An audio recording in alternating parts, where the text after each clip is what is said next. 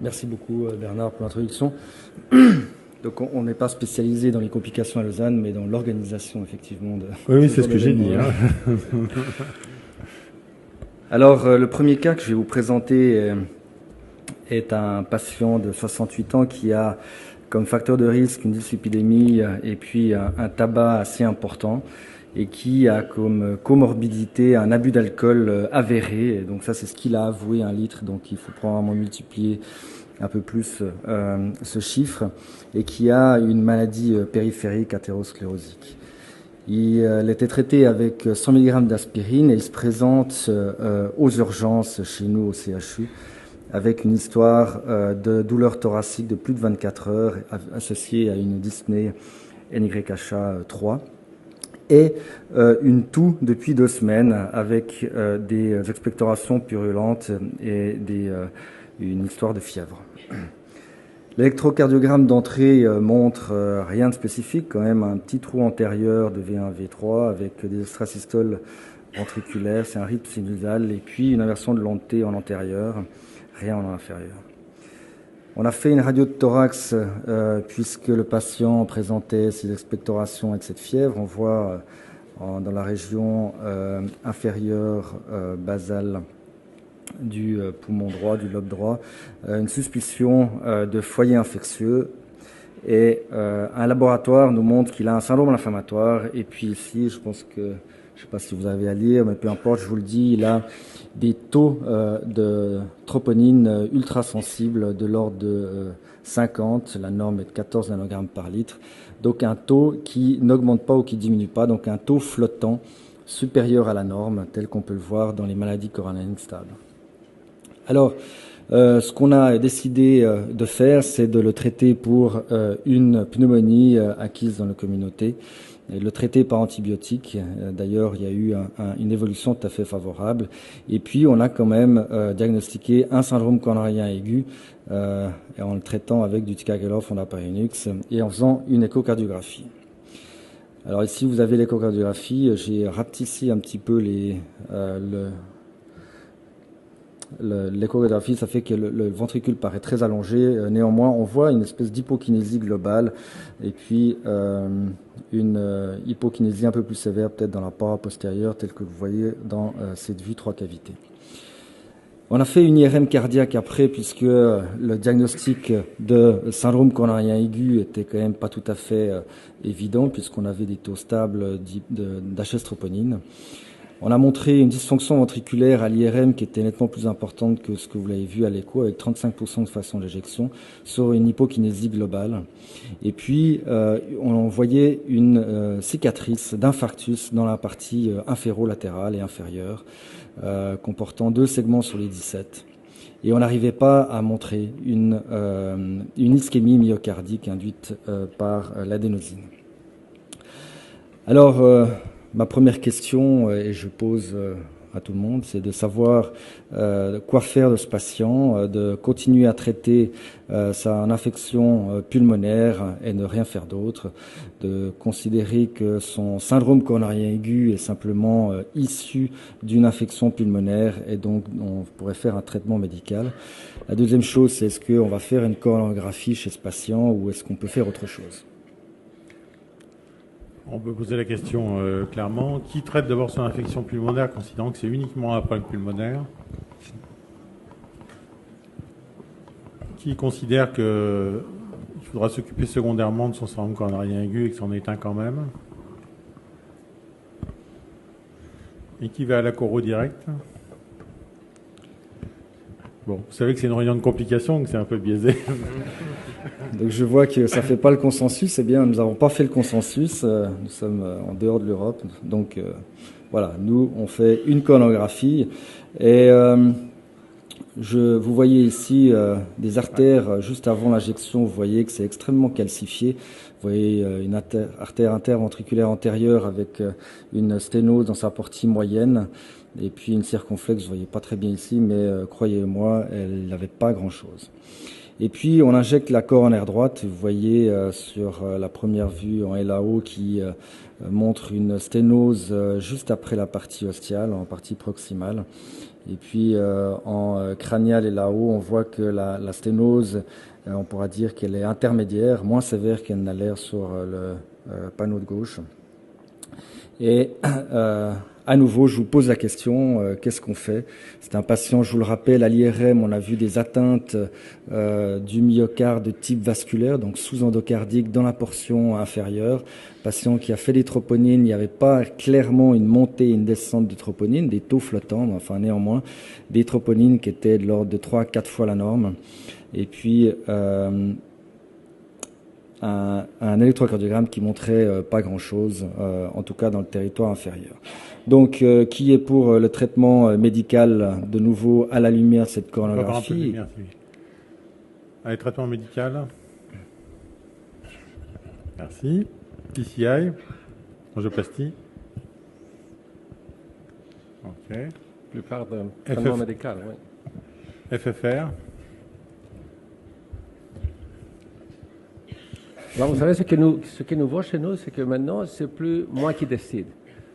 Avant, on faisait une décision comme on fait nous tous. Maintenant, c'est le système médical qui va dire Auguste fait un cathé. Alors maintenant, c'est sorti de nous. Il faut que le service de médecine, eux tous, font la décision. Et ça, c'est nouveau pour nous. Ok, alors ici en Suisse, nous, on a toujours le pouvoir de décision et comme on est interventionnel, on a fait une angioplastie. Il faut la garder, oui. Alors, on a choisi un accès vasculaire radial, tout comme on a fait le diagnostic d'ailleurs. C'était durant la même session, on a fait ça de façon ad hoc. On a choisi un accès 5F, peut-être quelque chose qu'on pourrait décider ou discuter après. Alors, on a commencé l'angioplastie. Vous avez remarqué probablement sur les vues de diagnostic que c'est une lésion juste après la partie ostiale qui est extrêmement calcifiée. Vous voyez, calcification ostiale, c'est donc pas déjà une complication, c'est les calcifications là. Et on a choisi donc un accès Stéphane, radial. tu voulais poser, je t'interromps 2 secondes. Tu voulais poser une question? Non, mais en fait, ouais, j'avais pas de micro.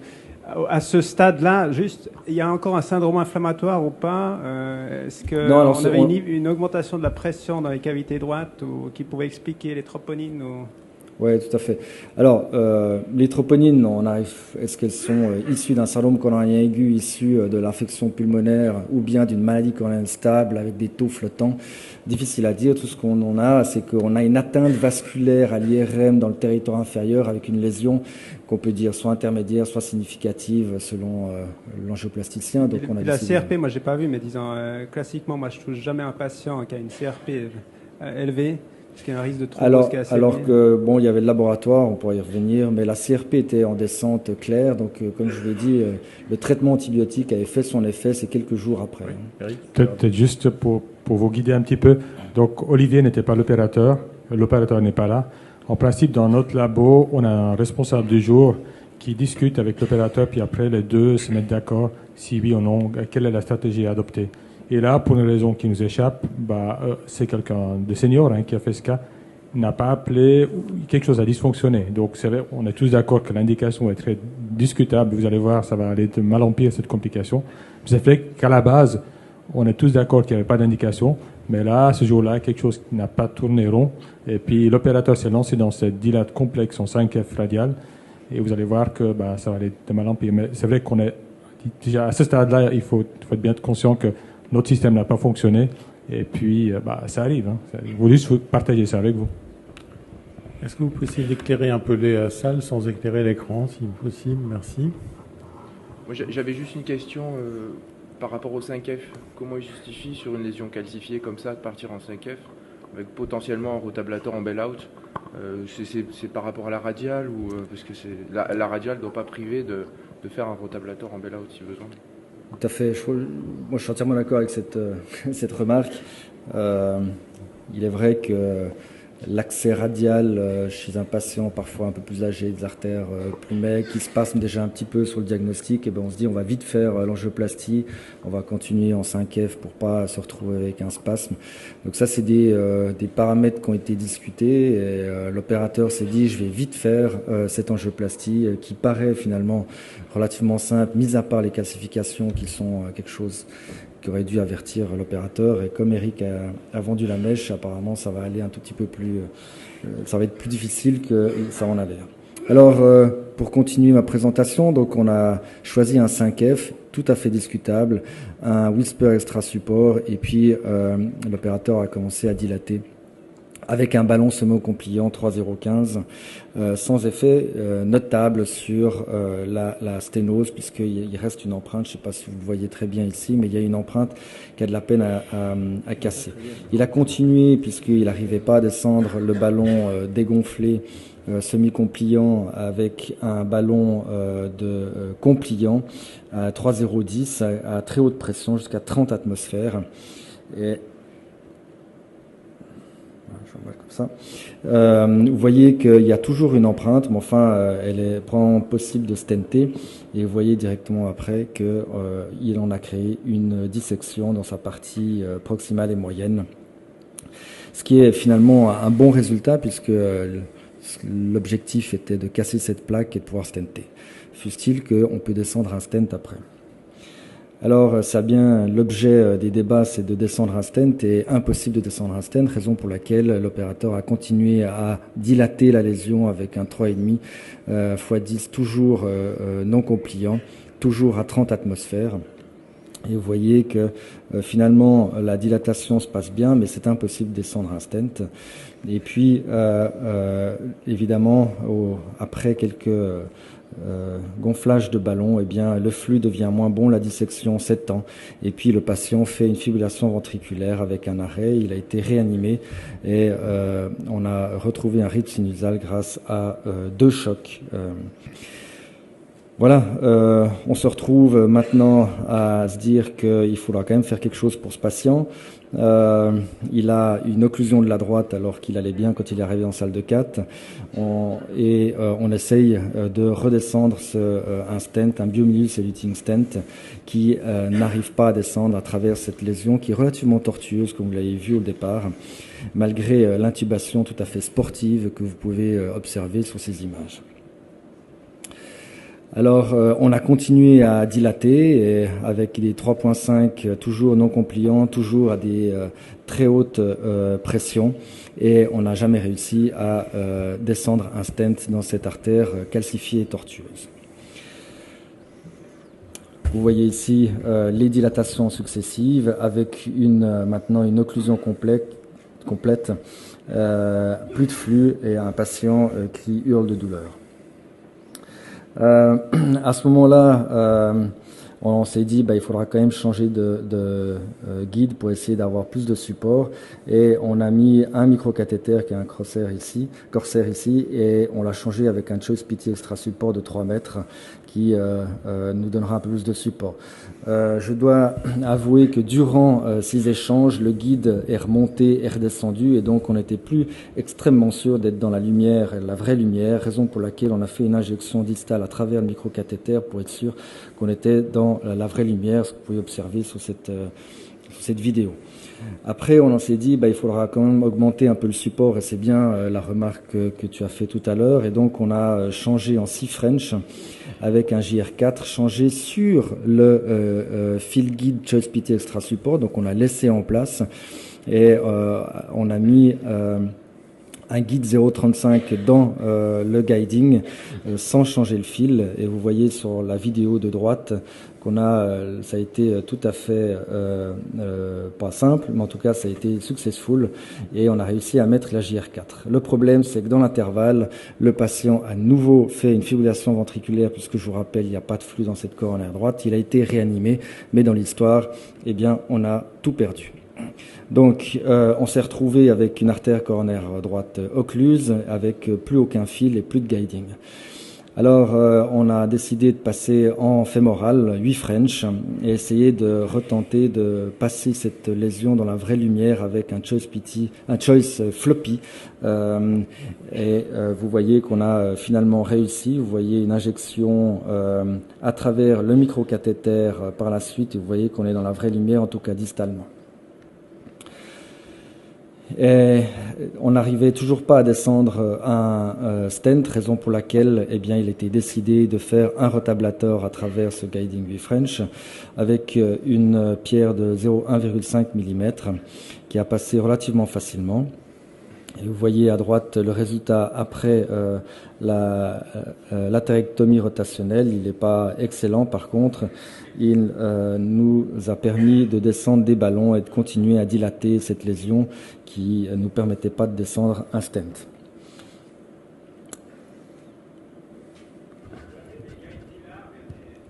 Alors on a le guideliner, on n'a pas le Godzilla, mais on a le guideliner qui n'a pas été utilisé dans cette procédure par l'opérateur. Et voilà, donc voilà le résultat final. La complication, c'est compliqué par une complication d'ordre administratif, puisque on n'a pas réussi. En fait, on a filmé toutes les autres et les futures injections. Par contre, notre système de réseau qu'on appelle PAX s'est entre guillemets vulgairement planté et donc a perdu toutes les images qu'on a faites par la suite. Et donc, vous devez maintenant me croire. Je vous prie de me croire. Mais on a réussi finalement à descendre 2 stents, le 36 mm 3.5 de Biolimus plus un 3.5 dans la partie proximale, avec un résultat angiographique final qui était tout à fait bon, avec un TIMI flux 3 en fin d'hospitalisation. Et le patient a été transféré dans les soins à l'unité coronaire. Vous voyez ici l'électrocardiogramme à son arrivée avec un sous-décalage inférolatéral qui dénote de ce qu'on a réussi à faire, c'est-à-dire qu'il est arrivé avec une coronaire droite ouverte et il est rentré avec un infarctus du myocarde avec des CK qui sont montés à 1600, donc un infarctus inférolatéral relativement important.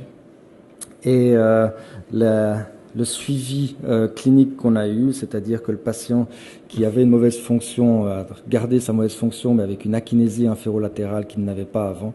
Il a présenté du méléna sur sa double antiagrégation, mais on a réussi à surseoir et à continuer la double antiagrégation et le méléna s'est tari.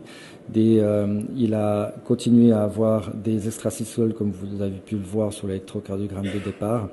Et finalement, il a fait 24 jours d'hospitalisation pour sa pneumonie atteinte dans la communauté. Il est parti en réhabilitation et je crois qu'on voulait vous montrer ce cas pour discuter finalement de l'indication à faire une angioplastie chez des patients, et on en a beaucoup, ces patients qui ont des infections, que ce soit urinaires, pneumonie ou autres, et qui ont des taux de troponine qui sont relativement élevés, surtout avec les nouveaux tests d'HS troponine, et qu'il faut savoir intégrer dans la clinique et non pas les prendre comme preuve d'ischémie myocardique. Et finalement de discuter aussi l'accès vasculaire quand on a des lésions qui sont extrêmement calcifiées, comme vous avez pu voir au départ, et qu'on pense que ça va être très facile puisque c'est ostial, on va vite le faire. Eh bien non, je crois qu'il ne faut pas banaliser les artères calcifiées. On devrait, à mon avis, prendre des guidings plus lourds et se préparer à la latérectomie rotationnelle qu'il faut sortir beaucoup plus vite avant d'utiliser 76 ballons ou 76 ballons non compliants qui finalement ne font pas avancer le schmilblick par rapport à l'atérectomie rotationnelle. Voilà, merci pour votre attention.